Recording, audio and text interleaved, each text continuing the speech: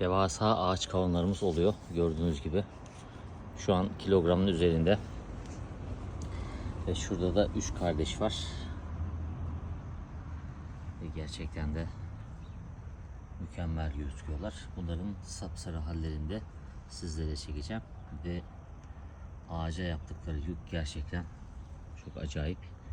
Yani şuradan gördüğünüz bir dayak vermişiz. Ama ne kadar dayanacak onu da bilmiyorum. İşte bahçemizdeki ağaç kavunları ve güzel görüntüleri. Bunların içi pembe pembe, çok lezzetli olurlar. Mevsiminde sizlere içini de çekip göstereceğiz inşallah.